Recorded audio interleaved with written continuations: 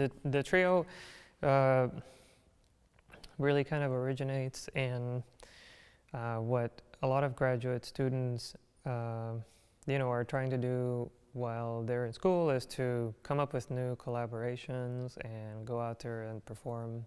When I originally approached Colin about doing something, it was basically trying to do a transcription and find someone to play with and go to a conference and do the performance.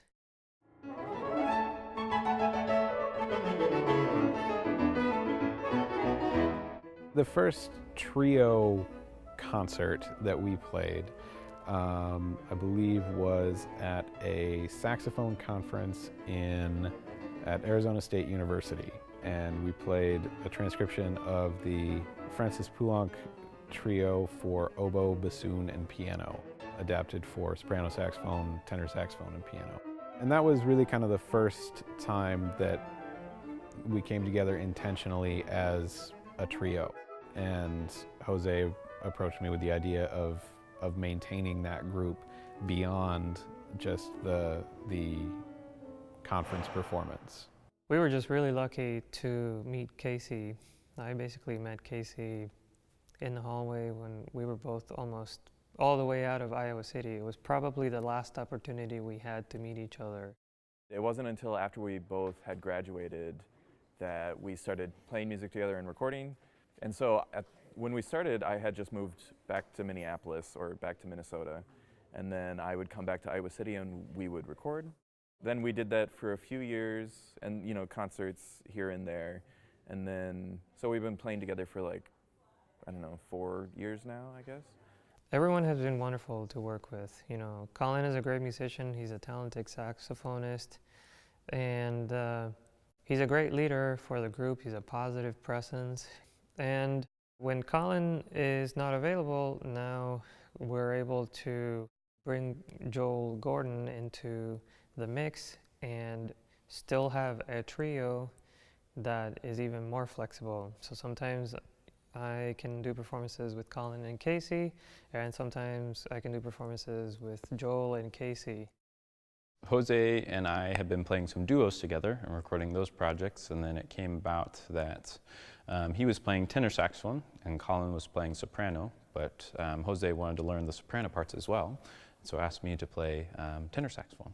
When you're in school, it's more difficult to find the time to do things regularly, but eventually I was finding more opportunities to go out there and perform, and I felt like we just had a good chemistry and a good camaraderie, and this was something that we could develop and turn into something more permanent. Over the past 5 years, we've done a lot of performances, and so we do have a fairly solid list of pieces that we've performed several times together, which makes it easier to come back and put those back together again. But it takes a lot of individual effort before we ever get in the same room together to make sure that it's successful. That's the thing I like about Jose, is that he lives in Missouri and I live in Minnesota, and we come together in Iowa and we make this happen and record, and it seems to work, and we travel and we meet in certain cities or states or countries, and we just play. So it's a lot of correspondence and email and phone calls and stuff, and it's not uncommon for me to call Jose once a week and talk to him for 30-40 minutes just to iron out what I'm practicing on and what we need to get accomplished and what performances are coming up and what to expect. I feel like the trio is a representation of something that we look for as musicians, and that is to be working with people who really care about putting together good musical performances, and at the same time they're people who are really great to work with.